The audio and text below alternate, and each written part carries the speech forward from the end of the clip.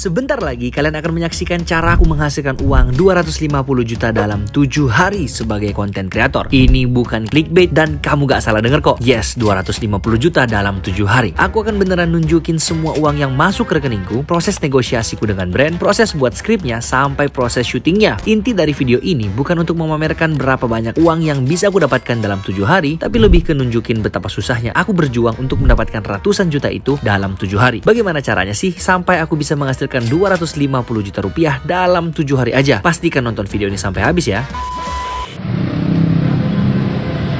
Hari pertama yang akan aku lakukan fokus ke endorsement dulu. Bener-bener negosiasi dengan brand harus bener hari ini, dan semaksimal mungkin kita memaksimalkan potential endorsement, karena waktu challenge ini cuma 1 minggu. Kalau kita nunggu dari AdSense itu belum cair duitnya di minggu ini, masih di bulan depan. Terus paling yang aku bisa coba live jualan di TikTok kali ya. Cobain aja sih afiliasinya bakalan gimana. Tapi untuk secara garis besarnya kita akan fokus pada endorsement, dan akan aku tunjukin juga storyline-nya dan sampai proses syutingnya. Jadi ikutin aku, pastikan kalian nonton sampai hari ke-7 ya. Kita akan menuju ke lantai 52 untuk meeting dengan salah satu brand yang berpotensial untuk menjadi klien kita. Nah, tapi malam kemarinnya aku dan Joy udah persiapkan nih pitch deck untuk dipresentasikan ke brand A hari ini. Dan by the way, semua nama brand akan aku rahasiakan demi untuk menjaga privasi dari brand tersebut. Ini proses negosiasinya. Tipe yang ini storytelling endorsement, kebanyakan orang itu ketika mau endorse tuh kebanyakan satu video ya. Tapi sebenarnya yang paling penting dari semua ini, maksudnya kita evaluasi terus sih. Jadi dari campaign ini memang masih belum perfect lah. Per menit itu diskonnya 1% kan? 30% dong. Kita nggak mau di charge 100 loh itu. Iya ya, nanti ya. Aman. By the way guys, di tahap ini brand udah fix endorse kita, tapi di tahap ini brand belum transfer duitnya dan harganya juga masih belum fix berapa. Deal bro, deal sama satu brand dan series, program series. Sebenarnya belum tahu lah range-nya berapa, tapi kurang lebih di 70 lah, kurang lebih nih satu deal. Mantap bro, terus dulu kita. Nah, begitu aku udah balik dari kantor brand A, ada brand B yang nelpon dan confirm kerjasamanya setelah aku mengajukan counter offerku kemarin. Oh, jadinya di 25 juta plus 1,5 pembagian itu ya, Cek? 1,5%, ya. Oke, thank you, Cek. Ya. Setelah meeting ini baru aku bisa makan siang sama Joy guys. Ini udah hampir jam 4 sore kita baru makan siang. Dan makan siang pun kita harus sambil tetap ngatur-ngatur endorsan. Pokoknya hari ini tayang. Kita lihatlah selama seminggu ini kira-kira aku bisa hasilkan berapa sih. Ikutin terus ya. Day 2. By the way, sekedar info aja nih, Joy ini udah reach out ke lebih dari 150 brand dan dia terus follow up setiap hari. Jadi semua kerja sama ini gak datang dengan sendirinya ya, tapi kita yang kerja keras untuk cari terus. Di sini aku dapat kabar kalau brandnya mau di-upload di awal Juni dan aku berdebat sama Joy di sini. Oh Juni. Ini udah 26 tahun now. Sini dulu. Seminggu kita juga udah prepare pak. Iya awal Juni, tapi kayak dulu tanggal berapa?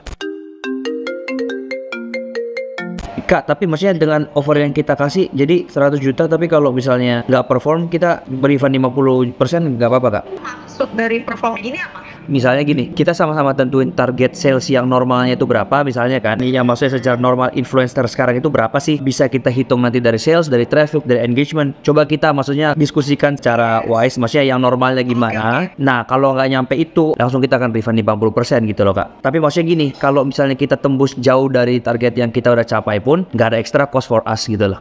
Oke, thank you ya kak. Siap, hari ini aku kasih semuanya ya. Bye-bye. Bye-bye. Guys, jadi yang aku pengen tunjukin ke kalian itu ketika kita melakukan sebuah kerjasama dengan perusahaan gede, itu banyak banget hal yang kita harus siapin. Nah ini nih, kalau kalian mau lihat secara detailnya ini aku tunjukin. Jadi ini nih semuanya nih. Tuh. Lanjut dengan brand C yang udah transfer 73.850.000 kemarin mengenai konsep storyline endorse-nya mau digimanain. We understand about like your concern about like the topic, and then we can change it. But anyway, for the money I already got it in my bank account. You got it, yeah? Yeah, I got it. It's 5,000, right? Yeah. Nah, setelah meeting tiba-tiba ada tawaran endorsement yang masuk di emailku. Oke, jadi Joy, kita baru dapat tawaran lagi di email. Tuh lihat, yang bawahnya ini kelihatan nggak? Yang dia mintanya sekian banyak itu semua, ya kan? Nah tapi kalau boleh tahu kan kamu yang nge-handle semua email dan kontak person bukan? Sehari kita kira-kira yang datang ke kita tuh bisa berapa brand? Frekuensi ya? Iya. Tergantung hari sih, mungkin kalau rata-rata lah. Salah satu Rabu bisa 5 orang ya. 5-7 yang reach out, tapi kan yang deal belum tentu ada satu. Iya, belum tentu. Iya kan? Iya ini faktanya ya guys. Yang aku ungkapkan ini faktanya gitu loh. Di sini aku teleponan dengan editorku karena ada revisi untuk video TikTokku. Yang di-cut itu menit 37. Itu mulai di-cut di situ 37 sampai 42, 41. Ya pokoknya dicek dari situ. Hari ini ada 2 yang udah transfer sih. Brand pertama 7,2 ini. 7,2. 7,2. Ini yang kedua? Kedua 8,5 ya? Ya 8,5. Dan brand yang 1 jam lagi kita online meeting itu juga udah transfer. Terus snack video $100, jadi sekitar 1,5 juta. Day 3.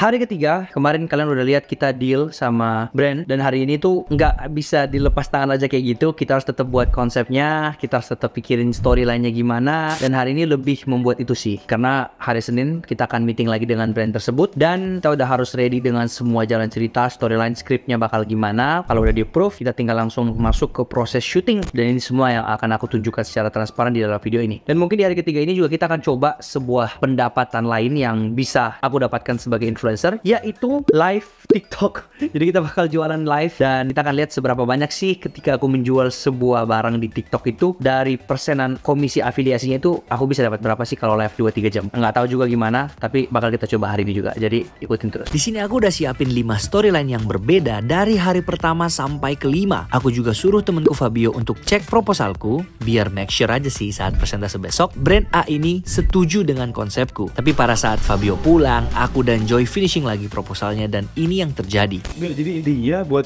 menjalin hubungan yang lebih baik, kita harus involve dengan tim marketingnya di dalam videonya, dan Kenapa kita harus maksudnya involve tim marketingnya sih? Gak ada hubungannya loh. Kan ini kita membuat sendiri konsepnya. Kenapa harus tim marketingnya join? Jadi kalau menurutku konsepnya kayak gini aja udah benar. Tapi maksudnya tinggal nanti kita tanyain tim marketingnya dia maunya kayak gimana gitu loh. Tapi endingnya sendiri aja kita. Gak usah ada campur tangan dari orang sih kalau ya udah gitu aja deh. Beda pendapat itu normal terjadi di dalam kerjaan. Tapi yang terpenting adalah gimana pada akhirnya kita bisa menemukan kesepakatan bersama dan itu yang terbaik. Nah sekarang kita lanjut coba jualan sambal lewat live TikTok. kita jualan afiliasi brand-brand sambal ini ya. Kita lihat aja hasilnya gimana nanti.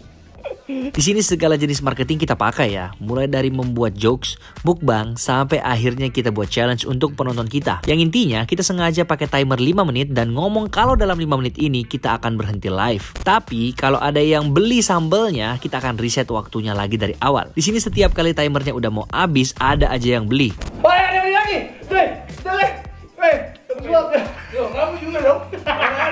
Ini peres banget. Wah, ada beli lagi coy. Sampai akhirnya kita buat timernya jadi 30 detik karena perutku udah sakit banget dan kenyang mampus. Akhirnya dalam 30 detik itu gak ada lagi yang beli. Pas aku lihat penjualannya, aku kaget banget karena ternyata yang beli cuma 3 orang. Itu hanya is buying atau baru mau membeli. Makanya aku heran kok akun satu ini yang namanya si biru-biru bisa beli terus-terusan ya. Dan ternyata dia hanya is buying tapi gak sampai beli. Hasil dari penjualan live itu kita cuma dapat 5% dari komisi penjualannya. Dan alhasil kita cuma dapat Rp14.450. Aku kayaknya nggak mau live lagi deh selamanya. Hasilnya nggak worth it dengan pengorbanan yang aku berikan. Guys, jadi aku udah habis selesai live, kurang lebih tadi sejaman ada kali itu ya. Dan nggak works ya. Jadi aku live tepatnya 1 jam 12 menit dan yang beli cuma 3. Datanya ada di sini guys, aku pegang sekarang. Yang beli cuma 3. Jadi pemasukannya cuma 289.000. Jadi 289.000 dikali 5%. Kita cuma dapat Rp14.450. 14.000 lah sejam. Nggak works.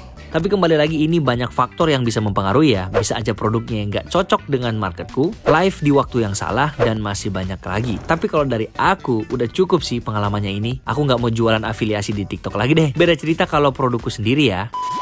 Day 4. Hari ini Joy kembali lagi follow up brand-brand yang pernah bekerja sama dengan kami di masa lalu ataupun yang pernah nawarin brand tapi tiba-tiba menghilang, dan tiba-tiba hari ini ada beberapa yang balas kembali setelah berminggu-minggu nggak balas. Tiba saatnya kita meeting lagi dengan brand A, dan di sini aku mau meyakinkan konsep storyline yang aku buat kemarin udah mantep. Jadi ini kan kita mau di 5 storyline ya. Tapi sebenarnya storyline yang kita maksud di sini setelah kita pikirin lagi berdua, kayaknya agak susah nih kalau misalnya kita mau bangunnya itu kayak bener-bener yang kayak nggak ada endorse sama sekali dan kemudian day 2-nya lanjut, day 3-nya lanjut, day 4-nya lanjut, day 5. Sayangnya, brand kurang sreg dengan konsep kami dan kami intinya harus mengganti banyak hal di sini. Di hari ini tidak ada pemasukan sama sekali, tapi ini normal banget kok. Gak setiap hari konten kreator harus mendapatkan pemasukan, tapi yang terpenting gimana caranya biar target omset setiap bulan bisa tercapai. Hari kelima, hari ini aku nggak ada aktivitas yang berhubungan dengan brand, mencari brand, scripting, karena semuanya udah selesai kemarin. Dan kebetulan hari ini padat banget. Aku pagi tadi udah podcast sama Bang Aldi Taher. Dan siang ini harusnya ada kerjasama dengan brand kecantikan perawatan gitu, tapi ditukarnya dengan exposure aja, ditukar dengan story gitu-gitu. Jadi kita nggak dibayar sebenarnya, tapi ya worth it lah, dapat perawatan tapi ditukar dengan story, oke lah gitu kan. Nah tapi karena tiba-tiba nih aku diundang ke Kemenham atau Kementerian Pertahanan dan itu mendadak banget, hari ini baru dikasih tahu. Jadi sekarang aku udah menggunakan baju seperti ini nih, udah kayak mau nyalek ya, harus rapi. Dan ini sekarang udah mau ke sana. Jadi yang perawatan tadi itu harus aku reschedule. Dan ada kabar tiba-tiba hari ini brand yang nggak bisa aku sebutin namanya itu barusan ada yang transfer lagi ke rekeningku dan ini nominalnya 8 juta, tapi sebenarnya video ini udah kita upload dari bulan lalu. Jadi ini tiba-tiba aja. Aku juga lupa paymentnya gimana, tapi paymentnya itu kayak 30 hari setelah aku upload. Aku bahkan lupa kalau aku belum dibayar di endorse yang ini ya. Tapi karena dia bayarnya di dalam minggu challenge ini, jadi aku tetap masukin aja lah ke pemasukanku dalam minggu ini. Dan itu aja sih, gak ada yang spesial. See you besok.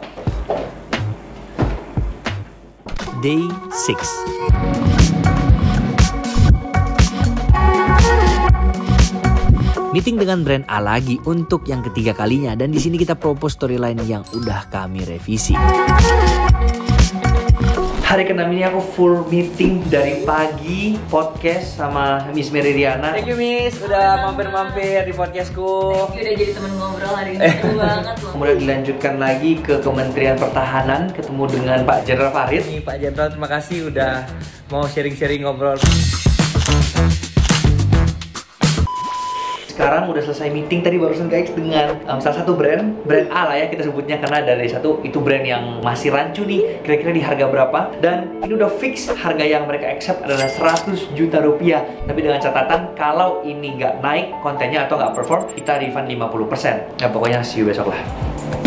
Seperti yang kalian sudah tahu, ada banyak banget brand yang reach out ke aku setiap harinya dan semua transaksi atau negosiasi itu dilakukan melalui WhatsApp. Nah, aku tuh nggak mungkin bisa terstruktur seperti ini kalau nggak menggunakan aplikasi CRM ini atau Customer Relationship Management yang namanya Komo. Aku tunjukin ya. Nah, di Komo ini kamu bisa sambungkan WhatsApp kamu atau bahkan bisa sambungkan beberapa nomor WhatsApp sekaligus. Jadi semua chatnya itu nyambung. Nggak cuma WhatsApp sih, kamu bisa sambungkan semua platform bisnismu, mau itu Instagram, email, Facebook Manager dalam satu inbox. Nah, ini satu nomor WhatsApp juga bisa dibagi ke beberapa admin yang balesin chat. Jadi kalau untuk di situasiku sekarang, aku bisa share ke Joy nih, yang sebagai manajerku. Nah, kalau kamu punya online shop misalnya yang rame banget dan butuh beberapa admin untuk balas, nah Komo ini tuh efisien banget buat kamu pakai deh. Terus semua data kontak-kontak brand, agency dan lain-lain yang masuk itu bisa tersimpan dengan rapi dan terstruktur, jadi enak banget udah. Nah, ini fitur menarik nih yang buat aku adalah fitur pipeline, di mana kamu bisa kelola status leads atau chat yang masuk. Kalau di situasiku, aku bagi jadi beberapa status. Chat yang baru masuk,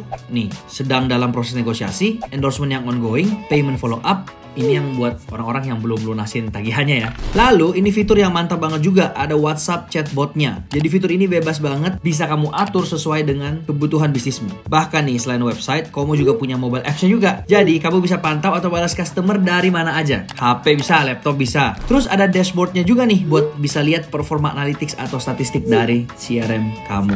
Buat kamu yang mau pakai Komo langsung cek link di deskripsi ya. So, tunggu apa lagi, langsung dipakai ya Komonya.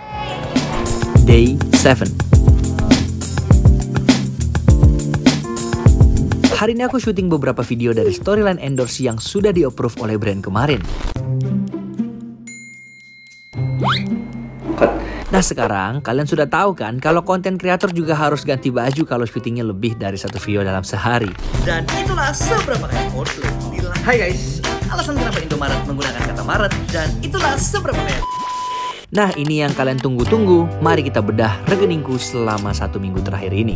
The moment of truth ya guys, kita akan menunjukkan sebuah mutasi rekening dari tanggal 25 bulan Mei sampai 31 bulan Mei. 25, 26, 27, 28, 29, 30, 31, 7 hari. Dan inilah dia. Ada uang yang masuk tanggal 25 itu 73 juta yang dari brand itu kan. Aku lupa bilang kalian kalau aku habis beli komputer buat timku karena dia selama ini menggunakan laptopnya dia dan rusak. Jadi aku harus provide dia komputer dan aku beli dengan harga 24.600.000 rupiah. Ini yang kalian udah lihat sih, ada yang dari Brand D, brand E. sama harganya semua. Nah, ini gaji-gajinya ya. Gaji-gaji timku. Jadi gaji timku itu ada di 24.900.000.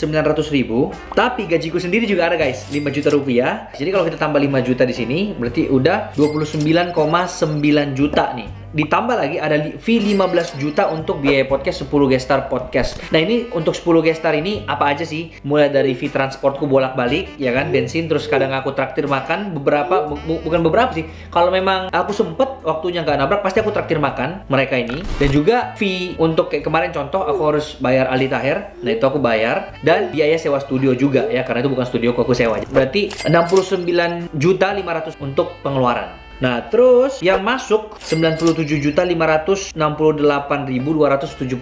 rupiah itu yang masuk ke rekeningku ya. Berarti seperti yang brand A yang kita udah deal di 100 juta itu memang mereka belum kirim. Itu biasanya setelah 2 minggu baru uangnya dikirimin. Itu pertama tuh yang udah 100 juta kan. Beserta dengan ada juga brand yang di mobil yang di day pertama yang aku teleponan yang 25 juta itu juga belum masuk di sini. Jadi ya intinya uang yang udah masuk di rekeningku dalam 1 minggu ini cash murni itu 97.568.278 rupiah. Tapi kalau kita mau hitung secara uang yang akan masuk di total semua yang aku udah dapat dalam minggu ini itu 223.982.523 rupiah. Jadi hampir 250 jutaan lah dalam seminggu.